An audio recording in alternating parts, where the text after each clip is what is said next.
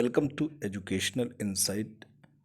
दोस्तों, किसी भी संस्था में जो मानव संपदा है, ह्यूमन रिसोर्सेस है, उसको प्रॉपरली मैनेज करके ही वहाँ पे एफिशिएंसी को मेंटेन किया जा सकता है। जी हाँ दोस्तों, मानव संपदा पोर्टल बेसिक शिक्षा में शिक्षक शिक्षिका भाई बहन हैं, बच्चे हैं, यानी परिषदीय विद्यालय में जो नामांकित बच्चे हैं, इसके अलावा भी विद्यालय की अपनी अनन्य अभिन्न पहचान है और उस पहचान को मानव संपदा पोर्टल पे दर्ज करना होता है, अद्यावधिक करना होता है, अपडेट करना होता है। क्योंकि अगर शिक्षकों का अंतर जनपदी या जैसे कि बात करते हैं इंटर डिस्ट्रिक्ट या इंट्रा डिस्ट्रिक्ट जिले के भीतर स्थानांतरण होना है, तो भी विकास खंडवार जो शिक्षक शिक्षिका भाई बहन हैं उनकी कितनी संख्या है, इसको जानना बेहद ज़रूरी होता है। उसी के साथ साथ एक जनपद से दूसरे जनपद अगर उन्हें स्थानांतरित होना है, तो भी शिक्षकों की वाकई संख्या एक जनपद में कितनी है, उसकी एग्जैक्ट इन्फॉर्मेशन होनी चाहिए। और ये मानव संपदा पोर्टल जब तक अपडेट नहीं होगा, इसकी एग्जैक्ट इन्फॉर्मेशन दोस्तों नहीं मिल पाएगी। इसी के मद्देनज़र रखते हुए अगर हम बात करें रिपोर्ट कार्ड की, तो सत्र 2021-22 में बच्चे कितने इनरोल्ड हैं, ये यूडाइस पे दोस्तों दर्ज होना चाहिए। यूडाइस जो कोड है वो प्रत्येक विद्यालय का यूनिक कोड होता है। उस विद्यालय में कितने छात्र छात्राएं दर्ज हैं, कितने शिक्षक शिक्षिका भाई बहन दर्ज हैं, उनके शैक्षिक अभिलेख वाकई अपडेटेड हैं कि नहीं, यानी हाई स्कूल से लेकर के जो भी उनकी शैक्षिक अर्हता है, शैक्षिक योग्यता है, उसको प्रॉपरली वहाँ पे मानव संपदा पोर्टल पे अपलोड किया गया है कि नहीं, ये सारी चीज़ें अपडेटेड होनी चाहिए।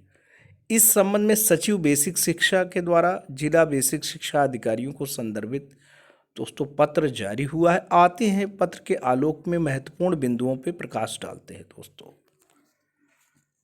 दोस्तों ये पत्र जो कि जारी हुआ है सचिव उत्तर प्रदेश बेसिक शिक्षा परिषद प्रयागराज और सेवा में समस्त जिला बेसिक शिक्षा अधिकारी उत्तर प्रदेश।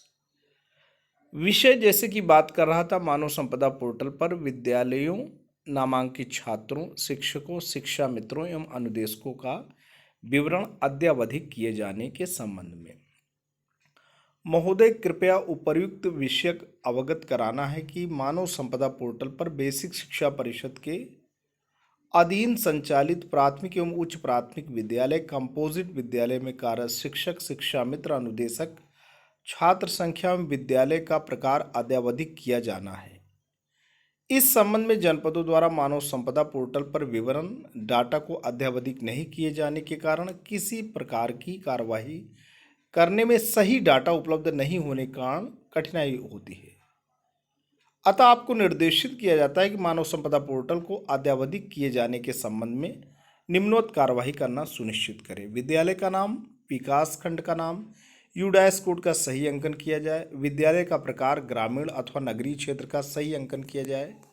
दोस्तों विद्यालय अर्बन है या रूरल है, ये बहुत इंपॉर्टेंट है क्योंकि अंतर जनपदीय स्थानांतरण में इसकी आवश्यकता और इसका नॉलेज होना बहुत ही जरूरी है। अगर आप ग्रामीण क्षेत्र के शिक्षक हैं तो ग्रामीण से क्षेत्र में ही अंतर जनपदीय स्थानांतरण पाएंगे, शहरी क्षेत्र में नहीं पाएंगे। कभी भी आपको शहरी क्षेत्र नहीं लिखना है, अन्यथा की स्थिति में आपका अंतर जनपदीय स्थानांतरण प्रभावित हो सकता है।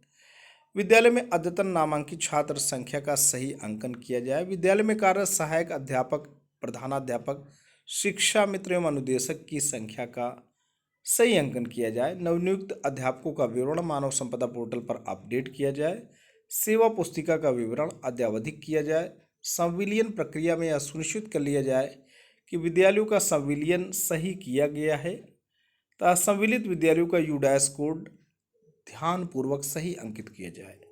संविलियन प्रक्रिया के कारण संविलित विद्यालयों में उच्च प्राथमिक विद्यालय में एक प्रधानाध्यापक, तथा प्राथमिक विद्यालय में एक प्रधानाध्यापक होने की दशा में प्राथमिक विद्यालय में कार्यरत प्रधानाध्यापक को सहायक अध्यापक तथा उच्च प्राथमिक विद्यालय अंकित किया जाए। दोस्तों यहाँ पे बहुत इंपॉर्टेंट बात हो रही है, आप थोड़ा गौर फरमाएं कि अगर भी स्कूल कंपोजिट हो जाता है, यानी प्राइमरी और अपर प्राइमरी कंपोजिट होते हैं, संविलियन प्रक्रिया के कारण संविलित विद्यालयों में उच्च प्राथमिक विद्यालय में एक प्रधानाध्यापक तथा प्राथमिक विद्यालय में एक प्रधानाध्यापक होने की दशा में प्राथमिक विद्यालय में कार्यरत प्रधानाध्यापक को सहायक अध्यापक उच्च प्राथमिक विद्यालय अंकित किया जाए।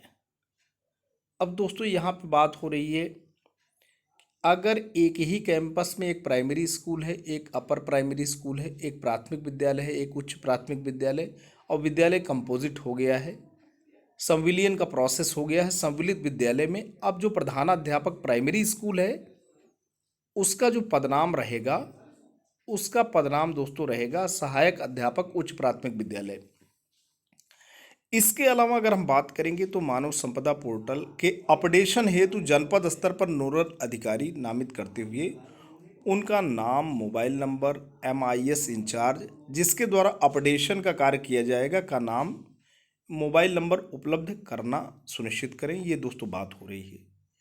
कृपया उपरोक्तानुसार समस्त कार्यवाही दिनांक 25 अप्रैल तक प्रत्येक दशा में पूर्ण करना सुनिश्चित करें। दोस्तों ये जो पत्र निर्गत हुआ है, सचिव स्तर से पत्र निर्गत हुआ है, श्री प्रताप सिंह बघेल जी हैं, जो कि उत्तर प्रदेश बेसिक शिक्षा परिषद प्रयागराज में दोस्तों सचिव हैं। और ये पत्र जो शेयर हुआ है सूचनार्थ एवं आवश्यक कार्रवाई हेतु महानिदेशक स्कूल शिक्षा उत्तर प्रदेश लखनऊ को, शिक्षा निदेशक बेसिक उत्तर प्रदेश लखनऊ को, राज्य परियोजना निदेशक समग्र शिक्षा उत्तर प्रदेश लखनऊ को, समस्त मंडलीय सहायक शिक्षा निदेशक बेसिक को इस निर्देश के साथ प्रेषित हुआ है कि अपने मंडल के अधीन जनपदों में उक्त कार्य समयान्तर्गत पूर्ण कराना सुनिश्चित करें। दोस्तों श्री प्रताप सिंह बघेल, सचिव उत्तर प्रदेश बेसिक शिक्षा परिषद प्रयागराज के द्वारा ये पत्र निर्गत हुआ है। जैसे कि आप जानते हैं कि विद्यालय में मिड डे मील की व्यवस्था करनी हो, बच्चों को रिपोर्ट कार्ड देना हो, या शिक्षकों का अंतर जनपदी या जनपद के भीतर स्थानांतरण हो, सब जगह डेटा का अपडेट होना बहुत ही ज़रूरी है।